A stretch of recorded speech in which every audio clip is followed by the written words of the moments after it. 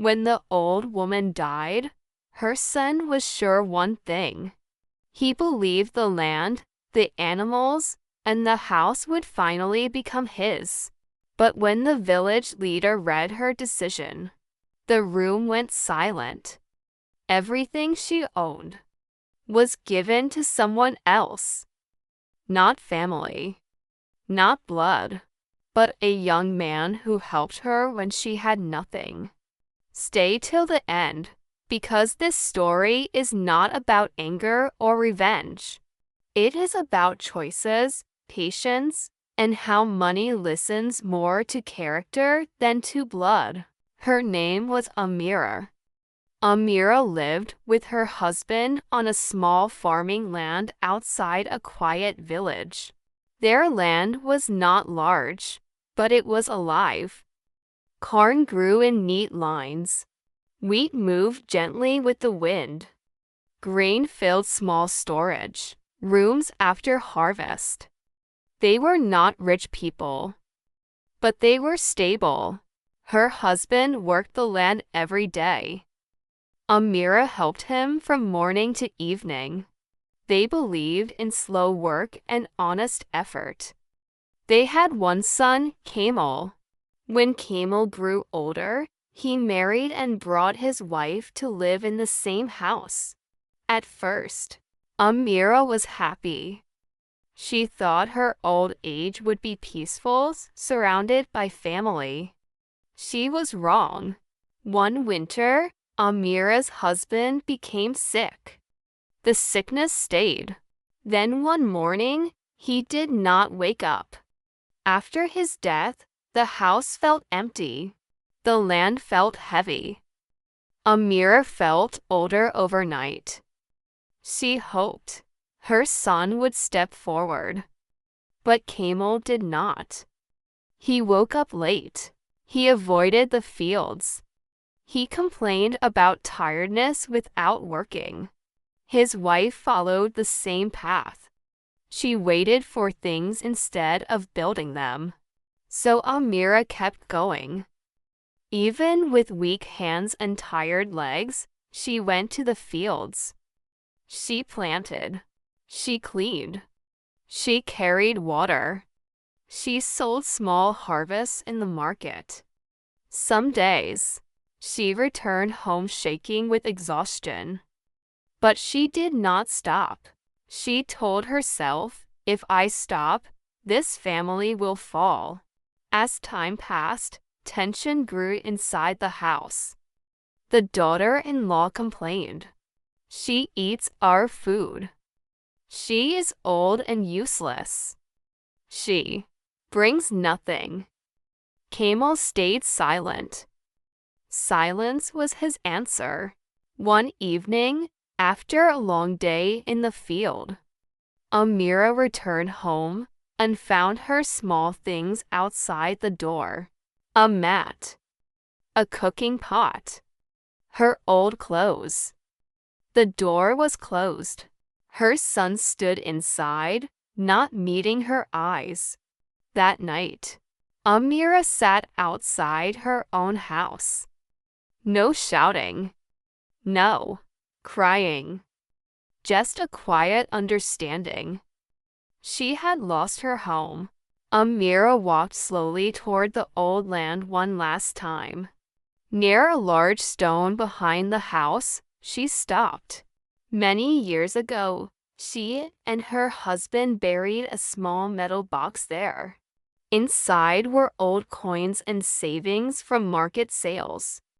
Not for pleasure, for safety. She dug carefully. The box was still there.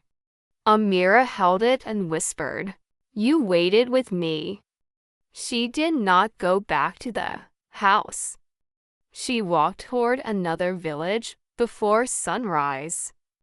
In the new village, Amira bought a small piece of land. Not big, not perfect, but it was hers. The neighbors were curious. An old woman alone, starting again. One young man named Yusuf noticed her struggle. He helped without asking for payment. He carried wood. He fixed fences. He listened. Amira used her savings wisely. She built a small home. She bought chickens, then goats, then planted crops again. She worked slowly, carefully. This time, she worked with peace. Seasons passed. Amira's land became green. Chickens laid eggs. Goats multiplied. Crops grew strong. She shared food with neighbors. She laughed again. Yusuf continued helping her. He never asked about money.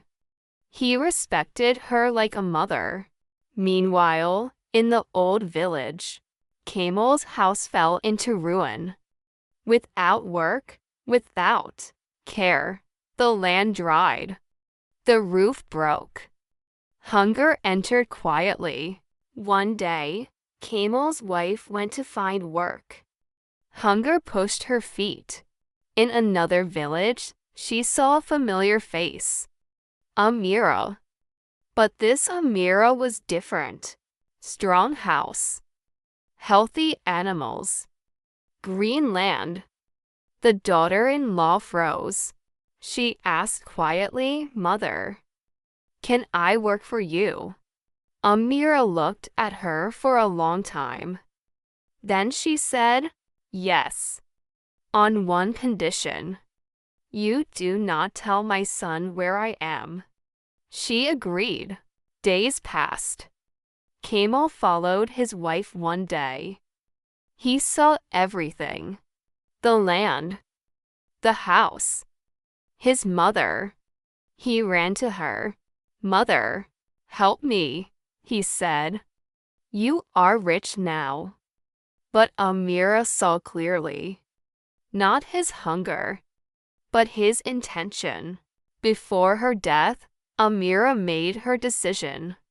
Her land, animals, and home went to Yusuf, the one who helped when she was nothing. Not blood, but character. Money respects effort. Wealth follows responsibility. What you ignore today will ignore you tomorrow. In her final days, Amira felt her strength fading, but her mind stayed clear. One afternoon, she called Yusuf and 2 village leaders to her home. "I have seen who stands with you when life becomes hard," she said calmly. She handed them a folded paper. "This land, this house, and these animals did not grow by waiting," she continued. "They grew because someone helped when I had nothing." She looked at Yusuf. "When I am gone, everything I own belongs to him." The leaders nodded. Her decision was clear. After Amira passed away, when Amira died, the village gathered quietly. Her son Kamal stood among them, feeling certain. In his heart, he believed the land would return to him. Later, the village leaders opened the paper. One of them read aloud, "All that Amira owned is to be given to Yusuf." The room went silent. Kamal's face changed. His wife looked away. Kamal and his wife walked back to their old house without speaking. The broken roof was still there. The dry land was still there. Only their hope was gone. They finally understood something they had ignored for years. Waiting for wealth is not the same as earning it. Do you think Amira made the right decision, or should family always come first? Tell me what you think in the comments. If this story touched your heart, subscribe this channel. I will come back with another simple story that carries a deep lesson. Thank you for listening.